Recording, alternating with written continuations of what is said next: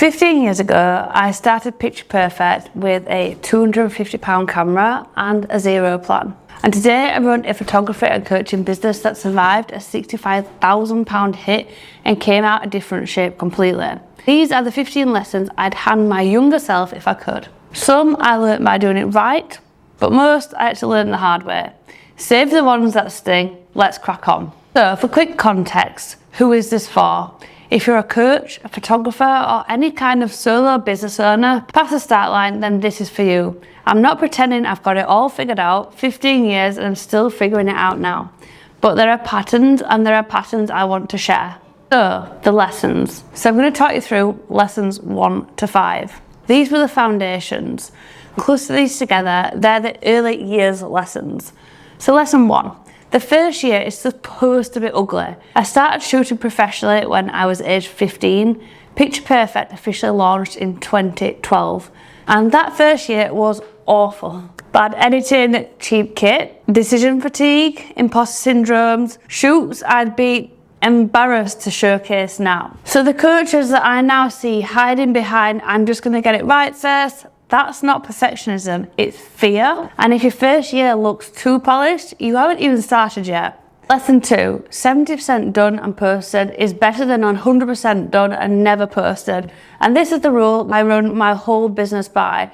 The post you nearly didn't post is usually the one that actually lands best and performs. 70% is definitely good enough, post it. Lesson 3, niching down, loses your contracts. Trust me, I've done it. It might seem scary, but do it anyway. I used to shoot anything that paid me. Weddings, newborns, portraits, corporate, you name it. The week I said fitness and wellness, only clients, I lost multiple inquiries. But 6 months later, my retainer rate had actually doubled and the clients actually fit me and I enjoyed my work again. Generalists get paid hourly, but specialists get paid retainers. Lesson 4, your audience does not want polished, they want recognisable. I spent years overproducing cinematic edits, perfect lighting. The posts that got me the biggest client were either filmed on my iPhone in my old garage gym or just simple text posts on LinkedIn. Because your audience isn't comparing you, they're comparing you to the version of you they actually already know. Lesson 5, confidence comes from doing the shoot, not getting yourself confident before the shoot. And this is the one I say to every single coaching client, that I just need to feel ready first. Never arrives, you film, then you feel ready. I've shot hundreds of coaches at a 1 out of 10 confidence when they walk in, and who are left at a 7 or an 8. So that just proves that reps build it, and nothing else does. So, section 4. Lessons 6 to 10, these are the interesting ones, building the business. This middle cluster is operational stuff, the things that actually run a business. So let's look at lesson 6. The conversation you nearly didn't have is the one that actually pays your rent in 2 years. Trust me, I've got the proof. There's been multiple times where I almost didn't reach out to a client. Back in, say, 2018, I was already busy, already booked up. But those clients that signed up then are still a client today. An important part of business is actually backing yourself and saying, yes, I can do that. Every single retainer I've got started as a should I bother message or a meeting almost rescheduled. The audacity tax is the cheapest tax in business. Lesson 7, hire systems before you hire people. This one's important. And I learnt this the expensive way. Hired freelancers in 2021 to scale, and I had no SOPs, KPIs to actually track the process of those. No process written down, it was all living in my head. Basically just me trying to clone myself, and it cost me money, it cost me sleep and stress. Now I build the system first, the person fits into it. Lesson 8, every collapse has a rebuild written into it. You just can't see it from the floor. So this is another big one. At the end of 2022, I lost a £65,000 contract, a corporate client. 2/3 of my turnover gone. Spent the best part of 2 to 3 years trying to rebuild it the same way. It didn't work. I sold my car, sold my belongings, let go every freelancer, got into debt, and then I made 2 decisions that probably saved the business. Number 1, I added video. January 2024, I self-taught myself. Photography is my thing. I've been doing it for 25 years, but I knew that video was so popular with social media, and I knew it was time to take the plunge and actually offer it as a service to clients and coaches. Video I learned fast because I simply had to. On a weekend I'd spend time filming myself, editing, just practicing. And honestly, if I hadn't added video, I don't think the business would have survived on photography alone. And number 2, I launched the coaching program. Took everything I knew out of my head about content, confidence and consistency and business and built it into something that coaches could actually buy. Coaching and content services now sit together roughly on the par for revenue. The rebuild wasn't a comeback, it was a different business. And from the floor in 2023, I couldn't see any of it. I just kept showing up, and that is the lesson. You won't see the rebuild when it's happening, but you do it anyway if you believe in yourself and you have a vision. Lesson 9, the 24-hour rule. Never post anything in the first 24 hours after a strong feeling. Emotions get in the way. Either way, height of a launch, wait 24 hours. Low on a hard week, wait 24 hours. The post written in extreme emotion is always the one I'd take down later. 24 hours is the cheapest editor. Lesson 10, I'll figure it out later, is the most expensive sentence in business. Tax, contracts, pricing, SOPs, every later I've said costing more than doing it on the day would have. Future me has never thanked past me for kicking it down the road.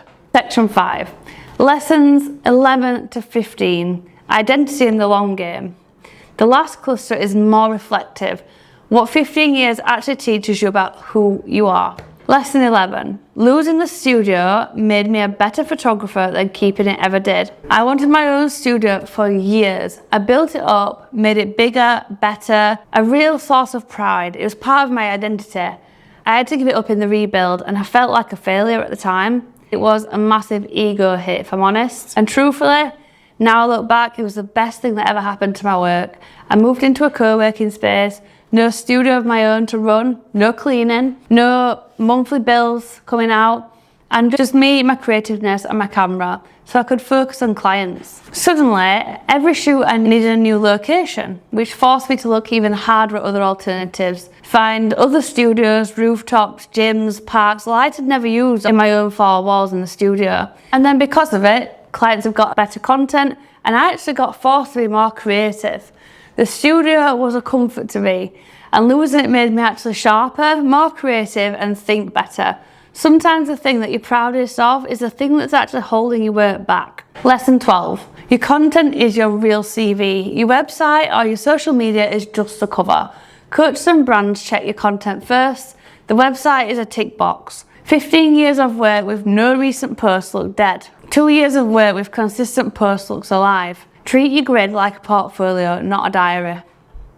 Lesson 13. Rest isn't a productivity hack, it's the actual point. I used to swear I worked through the weekend until 1, 2 a.m. like a badge of honour. Burnt out properly during the rebuild. Struggled to film, struggled to edit, struggled to write, struggled to think clearly and enjoy the business. And I had to remember that rest isn't a reward for working hard. It's what actually makes the work possible and good work possible.